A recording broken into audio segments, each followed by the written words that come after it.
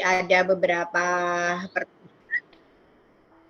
Jadi hari ini nanti materi akan disampaikan oleh Kak Rifda, tim dari Grahita Indonesia Semarang. Selanjutnya nanti saya juga akan ikut nimbrung begitu kurang lebihnya. Begitu ya Ibu. Mohon izin kami persilahkan kepada Kak Rifda.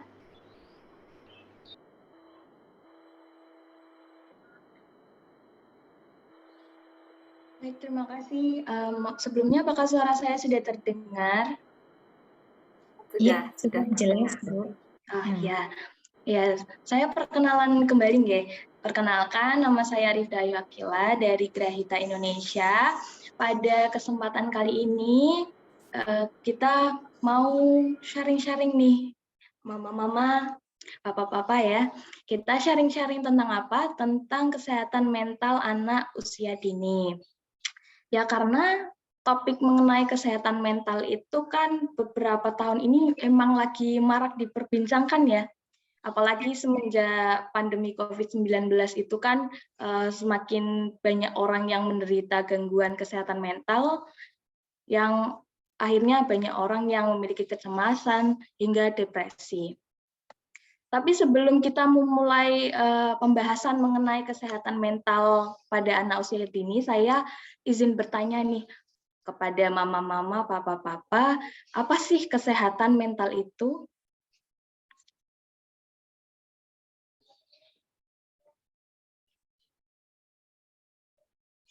Kesehatan mental itu apa ya? Kesehatan mental sama kesehatan fisik itu lebih penting mana nih? Kira-kira?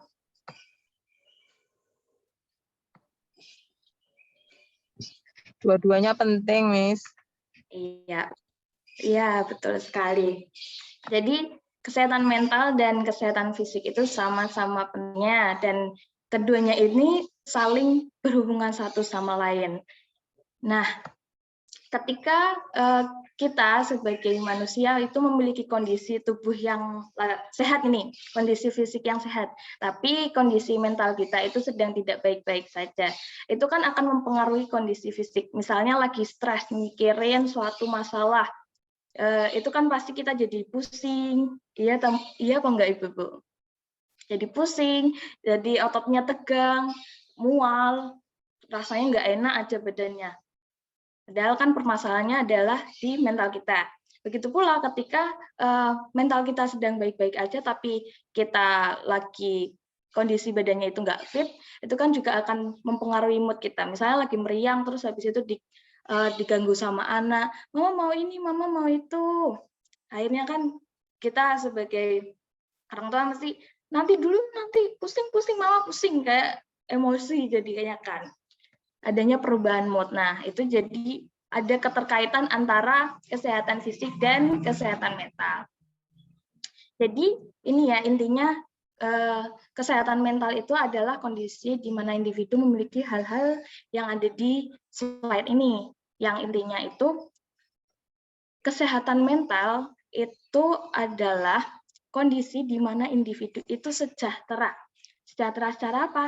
Sejahtera secara emosional, sejahtera secara psikologis, dan sejahtera secara sosial. Jadi dari ketiga hal tersebut itu bisa berpengaruh nih untuk cara berpikir kita, cara bagaimana kita merasa, bagaimana kita bertindak. Terus dari kesehatan mental ini kita bisa menyadari apa sih potensi kita, terus bagaimana sih cara penanganan stres yang biasa kita lakukan atau bagaimana kita berhubungan dengan orang lain. Jadi selain itu kesehatan mental itu juga bisa berpengaruh pada gimana kita sebagai individu ini mengambil sebuah keputusan. Sehingga orang yang sehat secara mental itu kan tentunya dapat menjalankan hidupnya dengan fungsi yang normal dan maksimal. Terus untuk anak usia dini itu apakah sama dengan orang dewasa? Boleh minta tolong slide, Mister. Next slide. Ya, terima kasih. Nah, jadi sama halnya dengan orang dewasa, kesehatan mental itu juga juga penting untuk dijaga sejak usia dini. Karena kesehatan mental anak itu kan tidak hanya diartikan sebagai kondisi mental anak yang tidak mengalami gangguan mental apapun, tapi itu juga mencakup kemampuan anak untuk berpikir secara jernih, kemudian bagaimana sih anak itu bisa berani, terus terang, bisa mandiri, suka menolong orang lain, bisa mengendalikan emosinya, dan lain sebagainya. Sehingga kesehatan mental anak itu bisa kita lihat dari bagaimana anak itu berpikir dan merasa mengenai dirinya sendiri dan dunia sekelilingnya. Boleh next slide.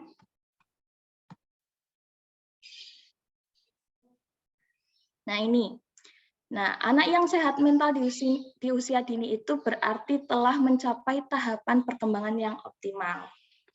Jadi mereka itu bisa menguasai keterampilan sosial yang sehat, bisa mengatasi permasalahan yang mereka hadapi dengan baik. Jadi ketika anak yang mentalnya sehat itu, mereka pasti akan memiliki kualitas kehidupan yang baik serta bisa beradaptasi dengan baik dimanapun dia berada. Kenapa? Karena kesehatan mental itu kan berpengaruh pada kemampuan berpikir tadi. Apalagi di usia dini ini kan otak anak ini sedang mengalami perkembangan yang sangat pesat. Jadi apalagi terutama pembentukan sinaps. Sinaps itu kayak sel syaraf yang ada di otak itu yang berperan untuk aktivitas otak, terutama dalam pembentukan dan pengaksesan memori. Nah itu kan ketika masih ada di tahap perkembangan ini kan, karena anak usia dini ini usia yang emas, lagi tahap perkembangan secara fisik maupun mental itu, kita sebagai orang tua harus paham nih gimana nih kesehatan mental anak kita, gimana nih, dan perlu waspada terhadap gejala-gejalanya. Lalu faktor apa saja sih yang bisa menyebabkan adanya masalah pada gangguan kesehatan mental ini? Nah ini, ada dua faktor. Yang pertama itu ada faktor internal dan yang kedua itu ada faktor eksternal. Faktor internalnya itu apa? Itu ada genetik. Jadi sama halnya dengan penyakit fisik, gangguan mental itu juga bisa disebabkan karena genetik. Jadi ketika anak-anak itu punya riwayat keluarga yang kondisi yang memiliki kondisi gangguan mental, itu kemungkinan anak ini akan mengalami gangguan mental yang serupa. Biasanya gangguan mental yang kemungkinan diturunkan itu adalah skizofrenia. Skizofrenia itu kalau orang awam itu biasanya sebutannya, mohon maaf, itu gila. Kemudian ada gangguan bipolar. Gangguan bipolar itu gangguan yang berkaitan dengan perubahan mood. Kemudian ada gangguan depresi mayor, gangguan spektrum autisme, dan ADHD. ADHD itu biasanya sih lebih dikenal hiperaktif. Anaknya aktif banget, ya bisa diem, banyak omong, dan lain sebagainya kayak gitu. Kemudian faktor lainnya itu juga ada riwayat kehamilan ibu dan kesehatan ibu. Karena masalah kesehatan mental itu kan juga dipengaruhi oleh riwayat kesehatan anak dari dia ada dalam kandungan ataupun setelah dilahirkan. Jadi itu berkaitan dengan kesehatan ibu. Ketika ibu ini selama mengandung itu memiliki masalah dalam kesehatan, kemudian kekurangan gizi, itu bisa beresiko adanya kelainan dan gangguan otak pada anak. Jadi selain itu kesehatan mental ibu itu juga bisa mempengaruhi bagaimana perkembangan janinnya nanti. Bisa karena ketika ibu memiliki gangguan mental pada saat mengandung itu bisa beresiko si janin ini mengalami gangguan tumbuh kembang, kemudian beresiko mengalami gangguan terhadap perkembangan otak, lahir dengan berat badan yang rendah, dan si janin bisa rentan terhadap penyakit. Kemudian faktor lingkungannya, nah ini lingkungan sekitar anak. Lingkungan sekitar anak ini kan ada lingkungan keluarga, terus sekolah, teman bermain, gitu nggih. Tapi kan anak itu lebih banyak menghabiskan waktu bersama keluarga. Dan lingkungan sekitar anak ini bisa mempengaruhi kesehatan mental anak jika anak ini terpapar kondisi lingkungan yang sulit. Contohnya adalah seperti kekerasan dalam rumah tangga atau mungkin pengasuhan yang negatif, karena secara biologis respons stres pada diri anak itu akan meningkat dan anak akan menjadi rentan mengalami masalah kesehatan mental. Dan baik disadari maupun tidak disadari itu, kita sebagai orang tua, sebagai anggota keluarga itu seringkali melakukan hal-hal yang bisa mempengaruhi anak, mempengaruhi karakter anak dan kesehatan mental anak. Biasanya apa ya kira-kira Ibu? Apa yang perilaku kita yang bisa mempengaruhi kesehatan mental anak?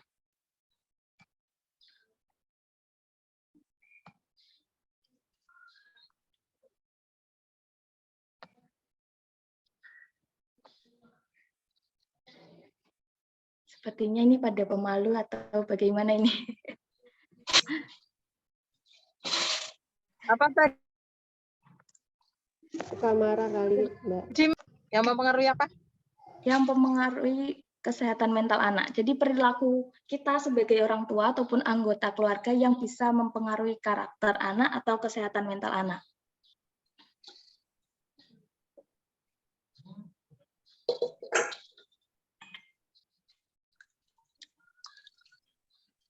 Monggo, tadi kayaknya ada karakter bawaan kali ya, Miss. Gen ya, Miss. Ya, selain itu kayak perilaku kita. Atau perilaku kita. Marah-marah terus. Situasi kondisi. Ya, tadi ada yang bilang marah-marah terus, tidak mengerti kondisi. Betul sekali. Jadi banyak sekali perilaku yang sering kali kita tidak sadari itu ternyata bisa mempengaruhi karakter dan kesehatan mental anak. Yang pertama itu suka membanding-bandingkan. Tadi suka memarahi juga. Jadi suka membanding-bandingkan ini kan pasti sering ya orang tua membandingkan anaknya dengan anak tetangga atau dengan kakaknya sendiri atau dengan siapapun itu kan apalagi ini mau Lebaran ini biasanya adalah momen-momen di mana kita sering membandingkan anak dengan orang lain yang lebih baik. Nah, ketika orang tua itu membandingkan anak secara terus-menerus dengan orang lain, terus sering marahin anak juga, itu kan bisa membuat anak itu berpikir bahwa apakah keberadaanku di keluarga ini tuh penting apa enggak sih? Dan itu juga bisa memungkinkan anak itu berpikir, aku tuh bisa memenuhi standar mama papa enggak sih? Kok aku dibandingin terus sama tetangga sebelah? Kok aku dibandingin terus sama si kakak? Kapan orang tua aku bisa puas sama aku? Akhirnya kan membentuk pola pikir anak yang seperti itu. Dan dari adanya pola pikir itu kan akhirnya anak itu menjadi rendah diri atau muncul perasaan tidak berharga yang bisa berdampak hingga dia dewasa kelak. Kemudian perilaku lainnya yang sering kali kita tidak sadari adalah meremehkan atau menganggap remeh perasaan anak.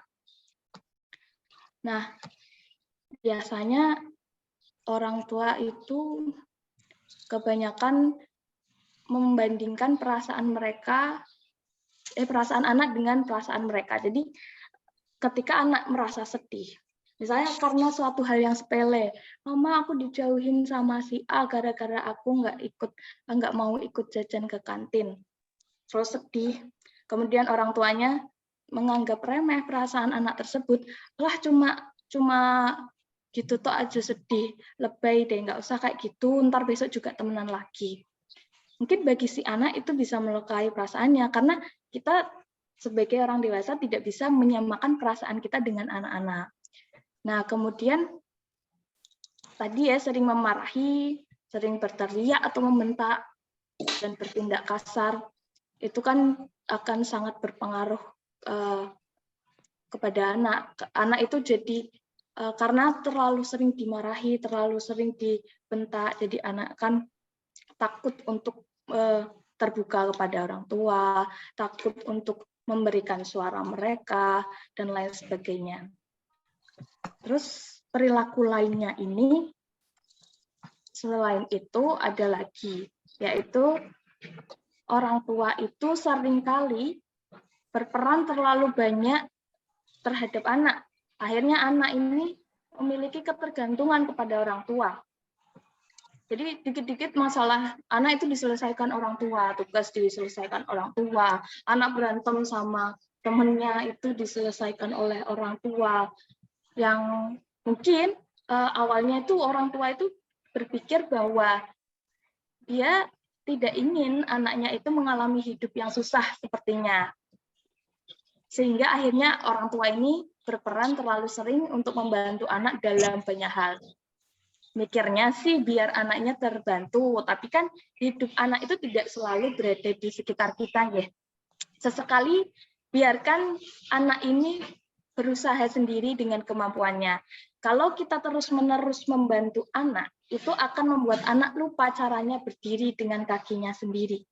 Jadi biarkanlah anak ini belajar akan kesalahan mereka, biarkanlah anak ini merasakan kegagalan dan bersusah payah dengan usahanya sendiri.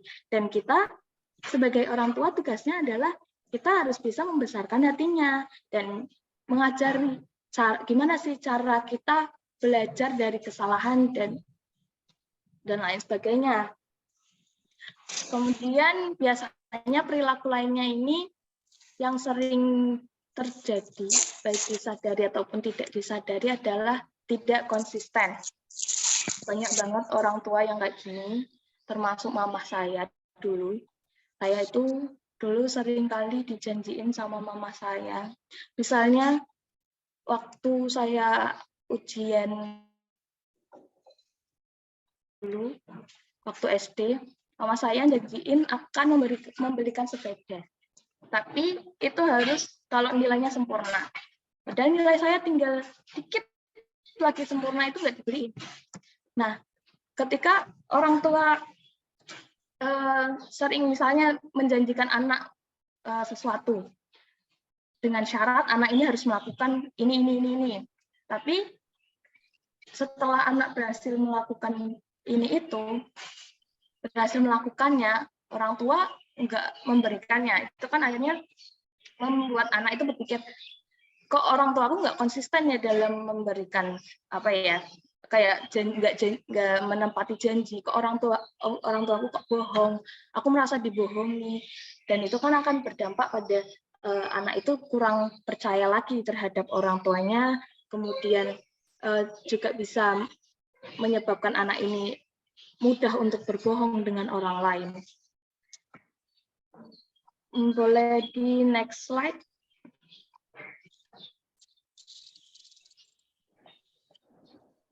Nah, ini adalah beberapa gejala gangguan kesehatan mental yang mungkin terjadi pada anak. Kita sebagai orang tua harus waspada, kita harus mengenali gimana kondisi mental anak kita, gimana sih apakah ada perubahan perilaku, apakah ada perubahan mood, atau mungkin ada kondisi fisiknya dia kok semakin drop. Kenapa ya? Kita harus cari tahu. Dan ini adalah gejala-gejalanya. Yang pertama adalah perubahan perilaku. Jadi anak itu lebih mudah marah dan merasa frustasi. Jadi mungkin biasanya dia riang, biasanya dia kayak nggak ngegasan, terus tiba-tiba kok suka ngegas. Gimana apa sih? Terus atau mungkin mood anak itu jadi sering berubah. Jadi suasana hati sering berubah tiba-tiba, habis ketawa-ketawa, terus ntar nggak lama dia jadi murung. Nah, itu perlu diperhatikan lagi. Ada masalah apa sih dia? Apa ada masalah sama temennya? Apa ada masalah di sekolah atau mungkin di keluarga? Kemudian yang ketiga itu anak jadi kesulitan berkonsentrasi. Biasanya mereka tuh cenderung sulit untuk fokus atau memperhatikan dalam waktu yang lama. Jadi kayak nggak bisa diem, nggak mau baca, nggak mau nulis, atau mungkin sebaliknya justru duduk diem tapi nggak mau baca, nggak mau nulis. Ini di sini hujan, apakah suara saya masih terdengar? Oh, gitu. Oke, lanjut ya. Jadi gejala lainnya adalah tadi masalah fisik ya, adanya penurunan berat badan, mungkin anak itu jadi pusing, sakit perut yang berkelanjutan, kemudian adanya perasaan yang intens, ini perasaan takut yang berlebihan, jadi dia itu tanpa alasan takut, tanpa alasan nangis, berteriak atau mual, dan yang terakhir itu menyakiti diri sendiri. Nah, ini perlu diwaspadai ketika anak sudah mulai menyakiti diri sendiri itu, kita sebagai orang tua harus paham nih, apa sih yang salah sama anakku, kok dia kayak gitu, kenapa ya? Nah, ini harus segera ditanyakan ke profesional supaya tidak lebih parah gitu ya. Menyakiti diri sendiri ini kan bisa jadi karena dia ada masalah yang sangat berat sehingga dia mungkin suka mukulin diri sendiri, atau mungkin suka yang parahnya itu sampai apa ya, yang menyayat gitu kan, itu bahaya.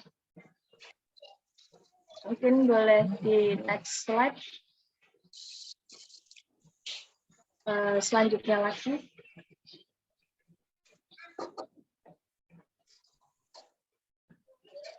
Nah, terus gimana sih tips menjaga kesehatan mental anak?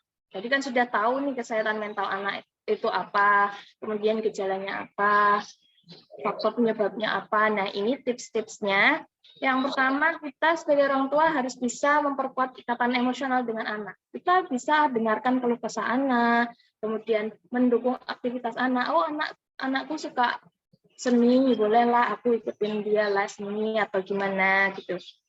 Kemudian membiasakan anak untuk mandiri, belajar bertanggung jawab, biar dia itu bisa menentukan keputusannya sendiri kan. Dari masalah yang ia hadapi, akhirnya dia bisa tahu apa yang dia inginkan, bagaimana aku harus bertindak. Jadi biar anak ini lebih tangguh dan siap menghadapi segala hal dengan percaya diri. Kemudian kita bisa melatih anak untuk tanggap dalam segala situasi, mendorong minat bakat, menerapkan pola hidup sehat, menjaga gizi anak, kemudian mendorong anak untuk rutin berolahraga, ya jalan-jalan sore di sekitar rumah gitu, atau mungkin main lempar bola atau lain sebagainya. Itu kan selain olahraga kan juga bisa menstimulasi motorik anak. Kemudian kita bisa awasi perkembangan anak selama di sekolah maupun di luar sekolah, dan melakukan asesmen psikologis secara kontinu. Mungkin ini kalau dari saya bisa cukup sekian. Kalau dari Bu Eli, apakah ada yang mau ditambahkan, Bu? Oke, baik. Saya sedikit menambahkan. Mama gimana nih, antara ngantuk, sayup-sayup terdengar, atau gimana ini? Masih on ya? Masih di sini semuanya ya? Masih, Bu. Oke, ada yang mau ditanyakan dari apa yang disampaikan oleh Kak Rifda? Bingung atau bingung? Atau makin jelas, atau mulai gambaran, oh jebule wingi aku koyo ngono kae itu bisa menimbulkan mengganggu kesehatan mental anakku ya. Ketika aku kemudian kurang appreciate dengan apa prestasinya, dengan aku terlalu sibuk sama kerjaan kantor misalnya, ternyata itu bisa mengganggu keseimbangan dan kesehatan mental anakku. Ada nggak yang mau disaringkan di sini sebelum saya ke next Next, apa namanya? Next slide. Atau mau next slide dulu?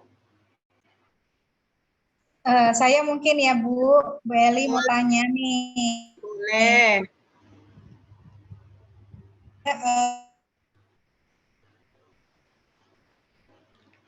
Miss Melda, kok nggak kedengeran jadi freeze ya? Oke, silahkan. Jelas Bu, jelas tidak suaranya Bu? Jelas, jelas. Oke, silahkan. Tadi saya menyimak tentang gejala gangguan mental ya. Anak itu sulit untuk duduk dan untuk membaca gitu ya. Mungkin sulit untuk duduk atau sulit untuk diam. Ini bayangan saya maksudnya sulit untuk duduk kayak gimana? Apa karena dia jalan-jalan atau karena gini, saya kepikirnya ada anak yang memang tipe belajarnya kinestetik ya. Jadi anak yang memang dia walaupun sambil bergerak itu agak sulit banget nih disuruh ayo diem tenang kok gitu ya. Mungkin sulit nih agak tenang gitu ya karena memang tipe belajarnya kinestetik gitu ya. Jadi anak yang kinestetik ini tadi masuk dalam yang seperti apa ya yang sulit duduk dan dia membaca buku, apakah maksudnya anak yang sulit untuk tenang atau apa nih supaya saya jangan salah karena ada tipe anak yang kinestetik. Mungkin itu Bu salah satunya yang agak rancu. Oke, siap. Mungkin saya bantu jelasin ya Kak Rifda. Jadi begini, gejala anak yang mengalami gangguan kesehatan mental itu salah satunya adalah sulit berkonsentrasi. Nah, Bu, saya juga sulit konsentrasi, kayak saya gangguan kesehatan mental gitu. Artinya begini, dalam setiap kegiatan itu intensitas kita terganggu itu cukup sering. Termasuk ketika kita kemudian sulit berkonsentrasi, akhirnya ketika diminta untuk duduk tenang, cenderung tidak bisa. Terus apa bedanya sama mereka yang suka kinestetik, yang pola belajarnya kinestetik? Berbeda sekali, mereka yang belajar dengan cara kinestetik, meskipun banyak gerakan, tapi dia menyimak dan dia kemudian paham apa yang disampaikan. Jadi istilah gampangnya tuh tektokannya gampang begitu. Tetapi mereka yang mengalami gangguan kesehatan mental yang dia susah sekali berkonsentrasi, punya perasaan intens, jadi someday ujuk-ujuk dia ngambek tanpa sebab, kemudian dilurusin disembuhkannya susah gitu, dibujuk rayunya agak susah begitu. Dan itu merembet kemana-mana, belajar susah, disuruh duduk anteng susah gitu. Jadi tidak serta-merta mereka yang susah duduk anteng, kayak anakku gangguan kesehatan mental, tidak selalu begitu. Jadi kita perlu cek intensitasnya, secara emosinya dulu seberapa intens dia. Ketika kemudian dia cukup intens begitu, terlalu fluktuatif secara emosi, cukup labil, nah itu kemudian mempengaruhi jelas pada pola belajarnya. Jadi gejala nggak cuman kan ada beberapa tadi, nggak cuman satu. Oh berarti ketika cuman ada satu anakku berarti gangguan kesehatan mental, nggak bisa begitu. Ketika kita baca hasil diagnosis begitu ya, ketika kita baca gejala di DSM-5, di gangguan panduan DSM-5 untuk menentukan anak itu diagnosisnya apa, itu gejala macam-macam. Jadi misalnya gejala A untuk anak autis, dia harus penuhi minimal 3 gejala. Kalau cuma 2 gejala, ya dia gugur autismenya gitu. Jadi nggak cuman, oh anakku iki ono, mau ngeluru tok sih, padahal ini harus dipenuhi. Jadi harus ada seperti itunya. Itu ya Miss. Jadi artinya tadi bahwa anak yang cenderung susah diem, sulit duduk anteng, itu bukan berarti mereka yang suka jalan-jalan tapi menyimak dan cukup tenang, itu bukan berarti dia mengalami gangguan kesehatan mental. Gitu ya. Jadi pada dasarnya ketika tadi ada gejala macam-macam itu, terus kemudian saya boleh slide sebelumnya nggak? Saya kok lupa ya. Jadi tadi Kak Rifda sempat menyampaikan bahwa ada gangguan kesehatan mental tuh begini, ada perubahan perilaku, begini-begini ya. Oh no, stop. Gejala gangguan kesehatan mental loh, Mbak, di bawah ini. Oke, nah ini ada perubahan perilaku, mudah marah, perubahan mood, suasana hati, dan lain-lain, sulit konsentrasi, begitu. Kalau ini terjadi terus-menerus, itu yang kemudian nanti akan mengganggu kesehatan mentalnya. Sama seperti kalau kemudian kita nggak pahami anak-anak tentang pola belajarnya. Anak yang memang tipenya kinestetik, kita paksa dia untuk ayo belajar tuh duduk manis, mendengarkan, kemudian buka buku. Nah itu juga akan nanti itu jadi pencetus gitu. Itu jadi apa ya? Itu jadi bumbu-bumbu untuk kemudian dia mengalami gangguan mental karena dia nggak nyaman dengan itu. Ketika dia nggak nyaman dalam belajar, akhirnya ada perubahan mood. Dan kalau itu terjadi cukup intens, ya itu nanti akan mengganggu. Begitu seterusnya. Jadi gangguan perilaku dalam psikologi itu nggak bisa kemudian kita lihat sekali kadang kan kita suka iseng lihat di TikTok atau lihat di Google begitu ya. Oh aku kok kayaknya begini, jangan-jangan aku bipolar nih, jangan-jangan ini nih, jangan-jangan karena ada beberapa gejala yang kemudian itu mirip yang aku alami. Tapi tidak bisa langsung begitu. Gejala itu harus dimiliki minimal berapa item. Kemudian harus dirasakan minimal berapa durasinya. Ada yang minimal 3 bulan baru kemudian seperti itu, misalnya kayak gitu-gitu. Nah, menurut Sally North itu ada 4 permasalahan pokok pada anak. Pertama adalah anak-anak yang mengalami out of flow, anak-anak yang keluar jalur. Di sini ada nggak ya? Di next slide ada nggak? Mungkin kalau ada.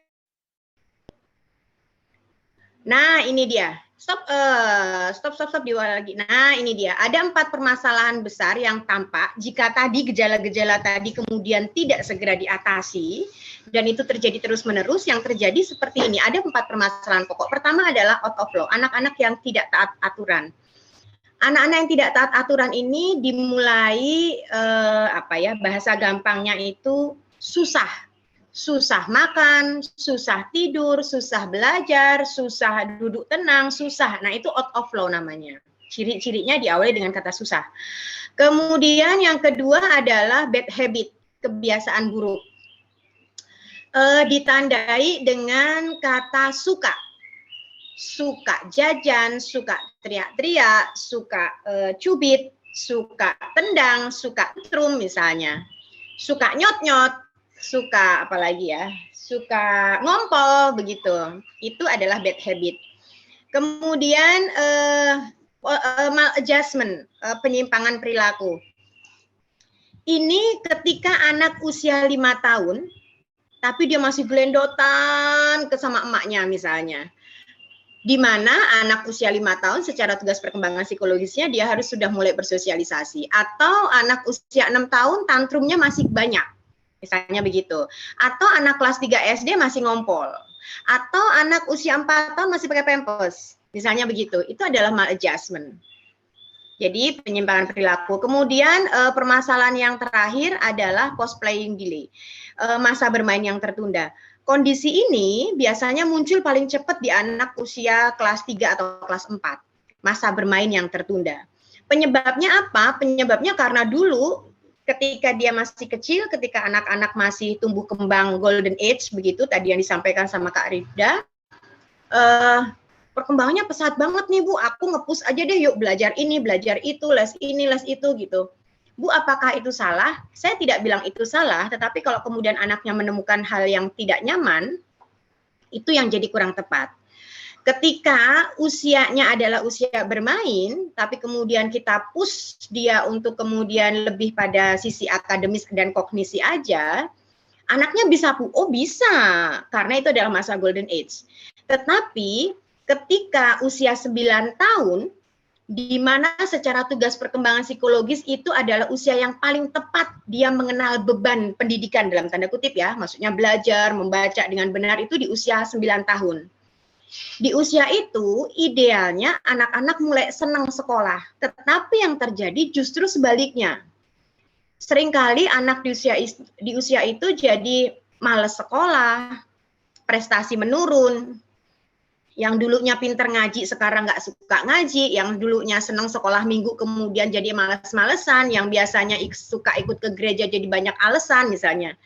Terus kemudian orang tua, aduh ini gara-gara gadgetnya nih, padahal dulu anak saya pinter Bu, tapi sejak pandemi kemudian kenal gadget dia jadi susah diatur gitu. Nah, terkadang orang tua lupa bahwa nge-push di awal itu membuat anak ngos-ngosan, jadi tingkat kebosanannya tinggi. Ini adalah 4 permasalahan besar yang sering nampak dan itu dialami oleh setiap individu. Kalau ini terus terjadi terus-menerus, yaitu bisa jadi gangguan kesehatan mental begitu. Begitu ya. Jadi apa yang harus dilakukan? Ya harus segera diselesaikan. Kalau tadi Kak Rifda bilang, kadang orang tua tuh suka nggak konsisten Bu dengan omongannya. Kalau you bisa dapat juara 1, kalau you bisa masuk psikologi Undip, you bisa dapat motor. Begitu kita masuk psikologi Undip, duitnya belum ngumpul sayang, nanti dulu lah ya, misalnya begitu. Oke, kalau udah dewasa, ketika masih kecil, anak-anak itu jangan pikir mereka lupa. Aduh Bu, udah dislimurke aja anakku, nggak masalah kok, dia udah nggak nanya-nanya lagi gitu. Oh, itu dimasuk dalam memori jangka panjangnya dia, itu masuk dalam memori bawah sadarnya. Kalau itu terus numpuk begitu, yang terjadi adalah bahwa satu, orang terdekatku, orang yang harusnya bisa gua percaya, itu tidak bisa dipercaya. Pada orang tuanya aja dia curiga, apalagi dengan orang lain.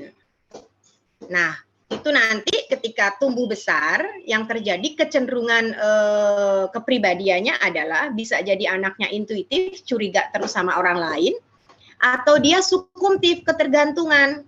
Terus gimana ya, aku harus menentukan bagaimana ya, begitu. Dan itu, kondisi-kondisi itu biasanya tidak terlihat kasat mata. Ini kan nampak sekali dalam perilaku.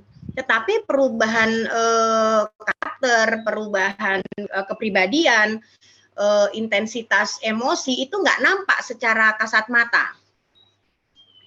Terkadang yang ditampilkan selalu tidak sama. Kita itu manusia punya secara psikologis punya yang namanya persona, menopeng. Jadi ketika dengan orang lain aku harus bersikap seperti ini.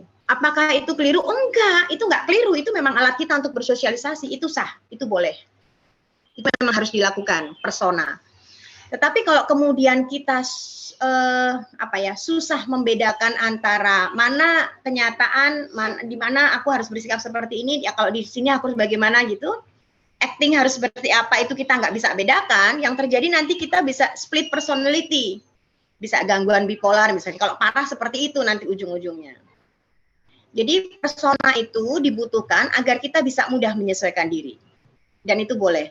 Nah, itu nanti mempengaruhinya pada apa sih Bu? Pada potensi intelektualnya dia.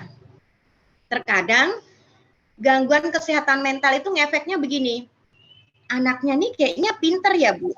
Aduh baru tadi pagi saya konseling di sebuah TK. Anaknya itu ternyata dia TKA tapi dia tidak pernah mau masuk kelas, tapi dia berangkat sekolah. Jadi di halaman tuh suka klusu-klusu begitu di halaman sekolah, di halaman kelas. Nah, gurunya merasa bahwa kayaknya anak ini mungkin tidak nyampe Bu pemikirannya untuk menangkap pelajaran begitu. Kemudian assessment lah. Setelah asesmen psikologi diketahui bahwa ternyata kognisinya nggak ada masalah superior. Kesiapan penerimaan pembelajarannya oke. Tugas perkembangannya dia lalui dengan cukup baik dari hasil asesmen psikologi itu. Terus kenapa anak ini kok nggak mau masuk sekolah, Bu? Ternyata anak ini sangat-sangat membutuhkan kenyamanan tingkat tinggi. Jadi dia mau masuk sekolah, mau masuk kelas kalau ada mamaknya di situ. Atau kalau aku diiniin dulu, kalau aku dibeliin dulu, diiniin macam-macam seperti itu. Sehingga kondisi-kondisi di mana orang tua itu seolah-olah yo wes ben lebu kelas tak turuti semua keinginannya, itu tidak membuat dia menjadi lebih baik, justru dia makin ketergantungan. Nah, kondisi itu yang akhirnya nanti tidak bisa support dalam intelektualnya. Begitu kurang lebihnya ya. Nah, next slide. Nah, ini tipsnya tadi ya, melakukan assessment, melatih ini dan itu dan lain-lain. Terus lagi, jadi kami, slide selanjutnya, kami dari Grahita Indonesia itu menawarkan sebuah program lanjutan, assessment psikologi untuk anak-anak. Tujuannya apa, Bu? Ya tujuannya agar kita tahu apakah kita sebagai orang tua itu sudah memberikan stimulus yang tepat pada anak. Apakah stimulus kita ditangkap sama oleh mereka sehingga tumbuh kembangnya itu seiring sejalan, ataukah ada sesuatu potensi yang perlu kita turunin atau kita naikin, atau ada kecenderungan potensi apa yang harus kita hindari, misalnya seperti itu. Jadi itu semuanya tidak bisa nampak hanya dengan kasat mata. Nah, data assessment psikologi ini dari Grahita Indonesia, nanti ada data intelektual, kemudian ada data emosional, bagaimana aku harus mengelola anakku, kemudian ada data dominasi otaknya sebelah mana, kemudian pola belajarnya harus seperti apa gitu. Jadi cukup detail. Ini memang program lanjutan dari parenting dan ini sifatnya penawaran. Bagi yang berminat nanti boleh daftar ke sekolah, kemudian assessment-nya bagaimana, Bu? Assessment-nya nanti kami akan datang ke sekolah, akan dilakukan di sekolah. Kemudian setelah hasil jadi, kurang lebih 14 hari kerja untuk diproses di lab, nanti kita akan ketemu lagi, kita akan adakan sesi konseling dan penjelasan hasil. Jadi itu yang paling utama. Jadi mama-mama, para orang tua perlu tahu bagaimana cara membaca anakku IQ-nya superior atau normal, itu maksudnya apa? Dan bagaimana memberdayakan itu misalnya. Atau ketika kemudian anakku terlihat secara emosional dia achiever, atau dia agresif, atau dia tertutup, defensif, aku harus ngapain sebagai orang tua? Nah, itu nanti kita akan jelaskan bagaimana cara bacanya, plus cara ngatasinya bagaimana. Jadi harus ada perubahan perilaku, karena tadi ada dua faktor internal dan eksternal ya, bahwa gangguan kesehatan mental itu juga dipicu oleh lingkungan sekitar. Lingkungan sekitar itu terutama apa? Terutama orang tuanya. Terutama apa? Terutama pola asuhnya. Ketika pola pengasuhannya tidak tepat, itu yang akhirnya nanti menimbulkan gangguan kesehatan mental. Kurang lebih seperti itu. Ini next-nya apa lagi ya? Ada lagi nggak ya? Next slide-nya. Di bawahnya ada lagi. Nah, ini dia. Jadi nanti hasil assessment-nya akan seperti ini. Akan ada IQ, emotional quotient, EQ, kemudian tipologi emosi, bla bla bla bla, sampai dengan efektivitas belajarnya apa, plus ada konsultasinya. Begitu. Terakhir apa? Kayaknya terakhir adalah kami. Oke, siap. Kurang lebih seperti itu, parents, yang bisa saya sampaikan. Kalau ada pertanyaan, dipersilahkan. Monggo. Saya kembalikan ke Miss Melda dulu. Baik, terima kasih luar biasa untuk penjelasannya dari Ibu Rifda dan juga dari Ibu Elika. Kami sangat diberkati ya. Orang tua semangat ya pasti mendengarnya ya. Terima kasih ya Ibu untuk penjelasannya.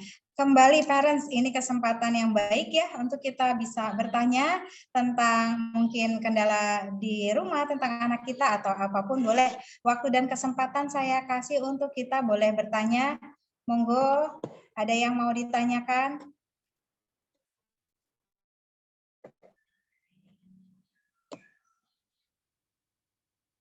Silakan, ada Mama Fani atau siapa nih? Mama Billy, Mama Excel, Mama Abel, Mama Dean, Mama Pande, Mama Akira, Mama Bening. Ayo, Moms. Mama Ya, Zado. Miss. Saya Mama Pande mau tanya, Miss. Monggo, Mam. Ya. Selamat sore Bu Eli, Kak Rifda. Saya mamahnya Pande.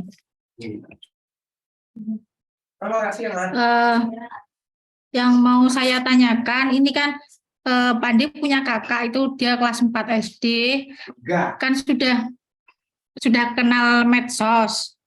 Jadi udah bisa main Instagram, TikTok. Nah, itu yang saya tanyakan, apakah media sosial itu dapat mempengaruhi kesehatan mental? Kak, jika memang iya, apa pengaruhnya media sosial untuk kesehatan mental? Oke, terima kasih. Boleh Kak Rifda, silakan dijawab.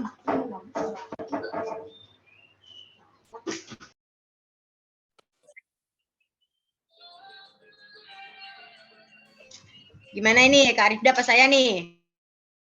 Itu daripada lama. Oke, apakah kemudian medsos itu mempengaruhi kesehatan mental? Oh, tentu. Karena kesehatan mental itu bagian dari lingkungan sekitar anak. Jadi saat ini anak-anak lingkungannya adalah anak-anak keluaran 4.0 ya.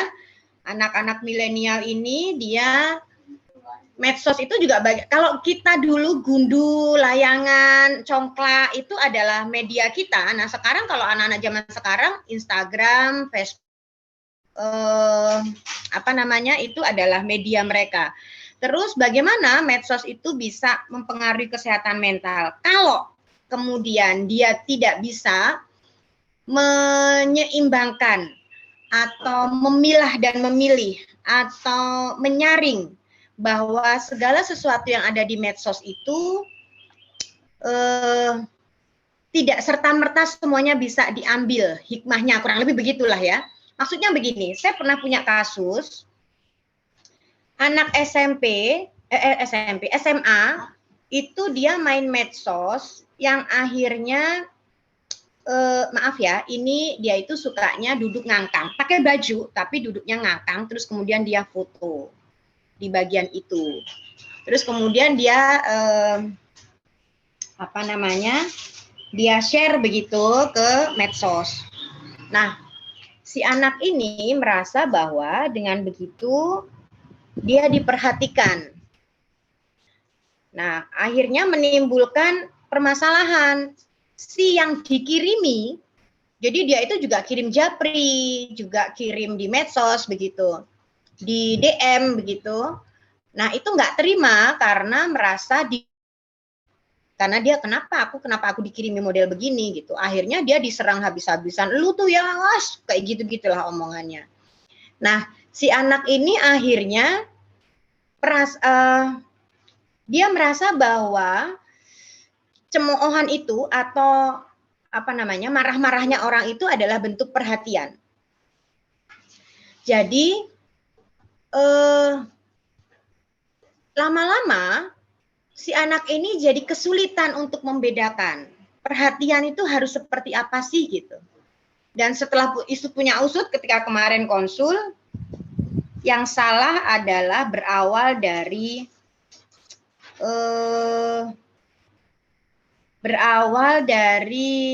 komunikasi dengan mamahnya yang tidak tepat. Berawal dari itu. Nah, akhirnya anak ini lari ke medsos gitu. Jadi dia iseng aja. Kok dikit-dikit mamaku, kamu tuh kalau sama perempuan harus begini, harus ini, harus itu, kudu begitulah, kudu baik, kudu ini, kudu itu. Niatnya baik. Niatnya agar anak ini tidak melecehkan perempuan gitu, karepe mamahnya begitu. Tetapi ternyata anak nggak nangkep sama. Dan ketika dia di medsos itu dapat tanggapan seperti itu, buat dia, wah aku di rumah selalu dimarah-marah sama mamahku, oh ternyata di medsos aku disanjung, nah aku dapat begitu. Nah itu yang mengganggu, ini contoh kecil. Jadi bagaimana itu bisa mengganggu kesehatan mental anak kita? Ya karena terkadang yang ditaruh di medsos itu tidak semuanya, tidak serta-merta, tidak semudah pemahaman anak-anak, sangat kompleks. Itu aja yang SMA, apalagi yang kelas 4 SD. Begitu ya, Mama siapa tadi? Mama Pandi kalau nggak salah. Baik. Ya, Ibu Eli, terima kasih penjelasannya. Terima kasih. Ada lagi parents yang mau ditanyakan? Monggo.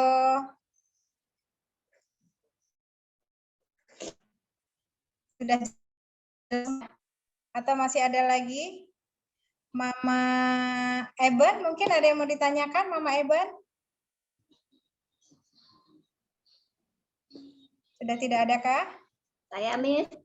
Monggo, silakan. Selamat sore Ibu Eli dan Kak Rida. Selamat sore Miss Maria, Miss Melda, Miss Vita, Mr. Hengki. Saya wali kelas dari TKA. Ibu Eli, karakter anak-anak di TKA itu kan bermacam-macam ya dan masih kecil. Tapi kan ada beberapa anak yang saya amati itu termasuk di tanda-tanda kesehatan mental tadi ada gitu. Anaknya susah untuk penuh perhatian dan terkadang mudah sekali nangis. Anaknya pendiam, ada juga yang masih kurang tertib, kurang taat gitu. Ini bagaimana cara mengatasinya ya Ibu? Kadang itu suka nangis sendiri, kadang kalau ditegur nangis, terus suka berimajinasi. Dan kemarin kami pernah menemukan anak itu tantrum dan menyakiti diri sendiri. Itu bagaimana ya Ibu? Terima kasih. Oke, baik. Karena ini begini ya, kalau kami biasanya memang selalu sarankan untuk assessment dulu untuk penanganan lebih detail. Tapi kalau kemudian Ibu ini begini gitu. Biasanya anak-anak yang tiba-tiba tantrum, kemudian menyakiti diri sendiri, kemudian apa ya, susah begitu ya, susah dideketin, susah berekspresi begitu. Secara psikologis, kebutuhan dia untuk bertahan itu cukup tinggi, namanya nanti jadi defensif. Defensifnya tinggi, pertahanan plus dia itu biasanya kebutuhan untuk curiga dengan orang lain atau ketergantungannya tinggi. Biasanya begitu nanti kalau asesmen psikologi. Nah, kita harus gimana nih Bu kalau menghadapi anak model begini begitu? Satu, anak-anak model ini itu nggak bisa pakai nada-nada tinggi. Kemudian pendekatannya harus intim, harus just you and me begitu. Nggak bisa kalau kita itu mau PDKT sama dia, ada temennya, Miss, terus orang lain nonton gitu ya, anak-anak lain ngeliat gitu tuh, dia merasa tidak suka. Terus usahakan tidak ada judging. Maksudnya, kamu kenapa loh, mesti begitu loh, kamu tuh, ayo sampaikan dulu, jangan buru-buru nangis, sampaikan dulu ke Miss, ayo nggak boleh rewel dulu gitu. Jangan begitu, itu membuat dia makin tertutup. Jadi, temani dia dulu. Kita perlu memvalidasi emosinya dulu. Oke, kamu butuh tenang, kamu lagi nggak enak ya, oke, tenangin dulu gitu. Usahakan, apa ya istilahnya, usahakan disingkirkan dari kelas gitu. Jadi nggak di kelas, nggak rame-rame gitu loh. Jadi mungkin dibawa kemana, hanya berdua aja. Begitu, kalau di sekolahan. Terus kalau kemudian dia tiba-tiba tantrum menyakiti diri sendiri, apa yang harus kita lakukan, Bu? Pertama adalah halangi dia untuk tidak menyakiti dirinya. Misalnya dia kadang pukul-pukul ya, kita tahan tangannya. Kalau dia jedot-jedot tembok ya, kita tahan palanya, misalnya begitu. Jadi itu dulu yang penting. Usahakan untuk tidak banyak advice ya. Jangan ini, nggak boleh ini tau. Jadi kalau kita banyak ngomong, itu anaknya makin kredit gitu istilahnya, secara emosi. Jadi kitanya juga harus tahan dulu. Nah, kasih lihatnya pakai sentuhan, pakai fisik, entah dipelukan, entah diapain gitu.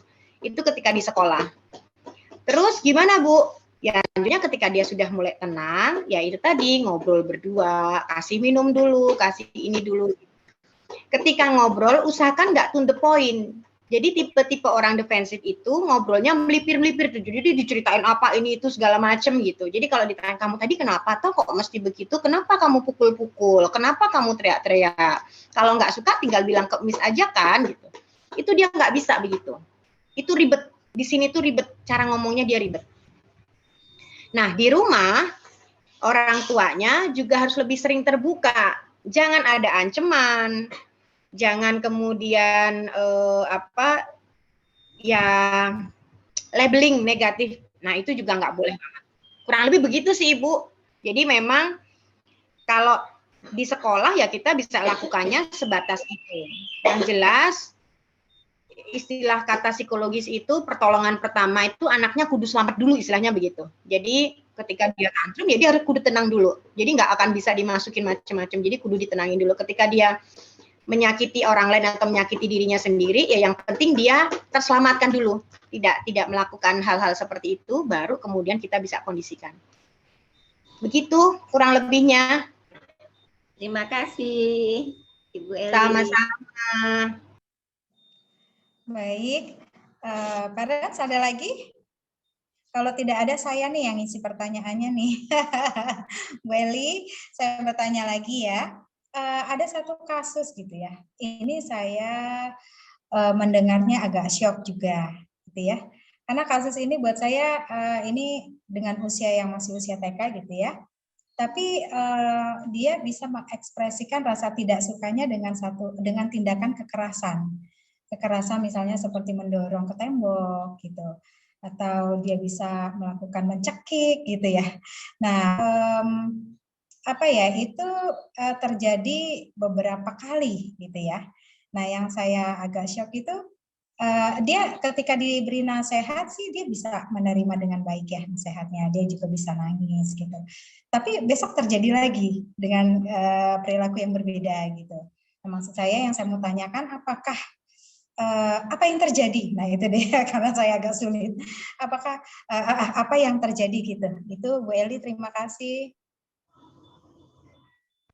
Oke, kalau usianya masih kecil, artinya masih belum 8 tahun, masih usia TKA, TKB gitu ya, artinya pola komunikasinya belum komplit.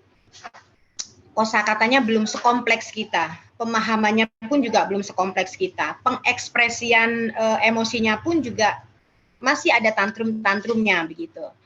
Nah, apa yang terjadi pada anak ini, kenapa dia kemudian cekik lah, atau dia tendang, atau someday dia melakukan kekerasan lain gitu. Ya karena dia nggak bisa apa ya, nggak bisa keluarkan, dia nggak bisa validasi emosinya. Kadang dia itu marah tapi dia nggak ngerti bahwa dia marah. Kadang dia sedih tapi dia nggak ngerti sedih itu gimana, cuma dia senyum-senyum aja misalnya gitu. Jadi selama ini dia nggak ngerti validasi emosi itu kayak gimana gitu. Jadi mungkin tidak terbiasa untuk menyampaikan emosinya. Nah, ketika itu terjadi terus-menerus, di mana perkembangannya belum sekompleks orang dewasa, ketika dia marah, dia akhirnya cekik atau dia akhirnya pukul dan lain-lain gitu. Kok bisa dia seperti itu, Bu? Apakah mungkin dia meniru? Mungkin. Mungkin dia pernah lihat bahwa orang marah itu dengan cara itu. Oh, berarti begitu cara menyampaikan orang marah. Atau dia lihat, jadi misalnya ada anak, saya pernah punya klien itu, dia suka sekali, setiap marah dia ludah. Setiap marah dia langsung meludah begitu. Kok begini ya? Kan nggak mungkin orang tuanya ngajarin dia meludah ketika marah. Kok bisa dia begitu, Bu? Gitu. Mungkin dia pernah lihat entah di warung, entah dia pas lewat, entah itu dia di TV, entah itu di mana gitu. Ketika ada orang marah-marah itu, apa aku yang lucu? Misalnya begitu. Nah, akhirnya dia tiru itu. Ketika kemudian dia begitu, respon orang di sekitarnya adalah, loh kok begitu? Nah, astagfirullahaladzim, nggak boleh, bla bla bla bla bla. Buat si individu yang meludah ini, buat anak yang tantrum ini, itu penguatan. Oh, aha, gua ternyata diperhatikan ketika gua caranya begini. Nah, besok gua akan cari lagi nih cara yang lebih ekstrim lagi begitu. Gitu. Jadi kita kudu gimana, Bu? Masa iya kita lihat orang dicekik kita diem aja gitu. Minimal kita tahan dulu. Kita tahan dulu untuk kemudian tidak melakukan itu. Terus tanyakan, kamu sakit atau kamu nggak enjoy atau kamu nggak nyaman atau apa gitu. Nah dia itu perlu memvalidasi, kita perlu validasi emosinya, apa sih sebenarnya yang kamu rasakan itu. Ketika misalnya aku marah, aku nggak suka sama itu, oh iya boleh, apa yang bikin kamu nggak suka. Soalnya dia itu gini ngomongnya terlalu ini, misalnya kadang anak-anak yang satu ngomong terlalu nyeletuk kenceng itu dia merasa tersinggung gitu. Nggak apa-apa kalau memang dia, oh boleh kamu merasa tersinggung itu boleh. Jadi lagi-lagi jangan buru-buru kita memberikan sudut pandang kita. Dia kan maksudnya begini, dia itu nggak ada maksud untuk menyakiti kamu. Kan kadang kita suka begitu tuh, mendeskripsikan situasi versi kita. Jadi terkadang itu yang tidak tersampaikan pada anak, yang tidak bisa diterima oleh anak. Loh nggak gitu, Miss, nek versiku aku tuh nggak suka, aku tuh pingin marah dulu gitu. Jadi ketika ada orang yang jadi biasanya dia itu bereaksi atas sesuatu gitu. Dan karena dia nggak ngerti cara mengekspresikannya dengan baik dan benar. Apa yang bisa kita lakukan, Bu, kalau untuk anak-anak yang model seperti ini? Ajari relaksasi. Bicara dari hati ke hati, kemudian tidak memotong pembicaraan, kemudian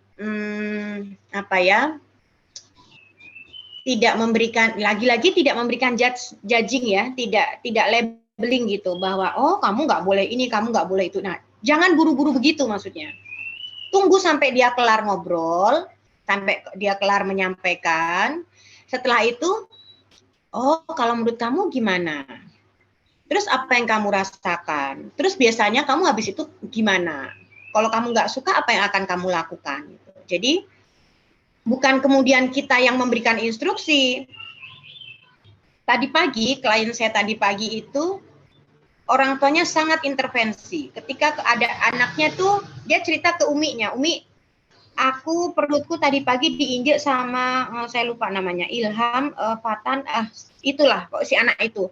Kenapa diinjek? Karena aku ketika nulis di bawah, dia lompatin aku, terus kemudian iseng si Fatan itu putar balik, terus diinjek gitu. Lawan, tonjok aja gitu.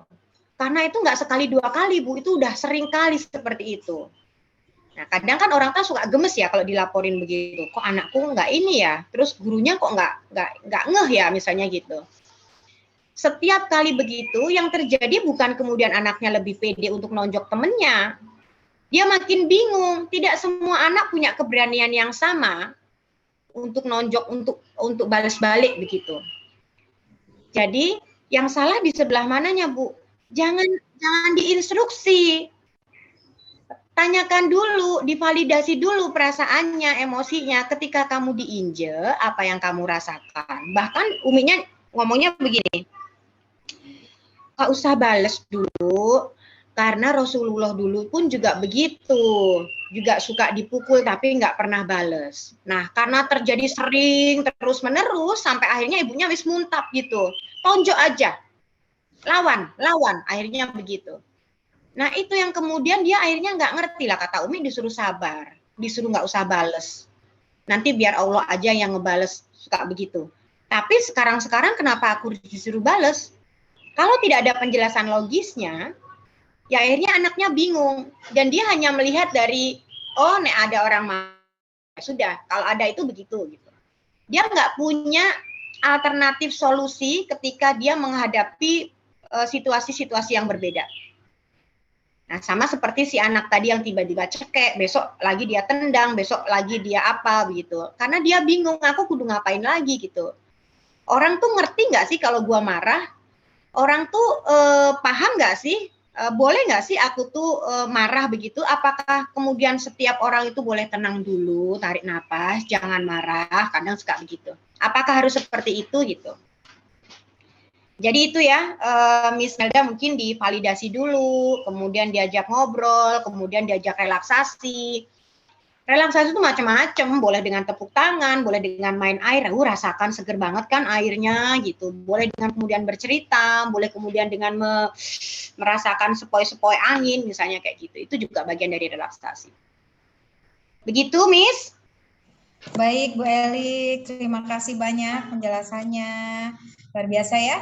Ibu-ibu, karena waktu juga ya, kita sudah dibekali dengan banyak tadi informasi tentang kesehatan, mengenal kesehatan mental. Terima kasih sekali lagi kami mengucapkan kepada Ibu Eli, kepada Ibu Rifda, atas materi, atas pembelajaran yang boleh dibagikan kepada setiap kita, yang sangat bermanfaat bagi kita semua. Oke, itu ada tambahan dari Miss Maria mungkin? Cukup, Miss Belda. Cukup, Miss. Baik, Miss Maria. Bapak Ibu, sekian untuk acara kelas kita. Tetap semangat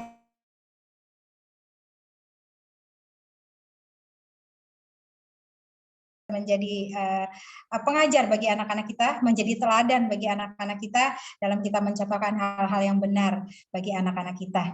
Itu saja, mungkin kita akan tutup kegiatan kita ya di dalam doa. Untuk Miss Restu, monggo Miss ditutup kegiatannya di dalam doa. Terima kasih Miss Melda. Mari mama-mama, parents, dan Miss Maria kita tutup dalam doa. Bismillah.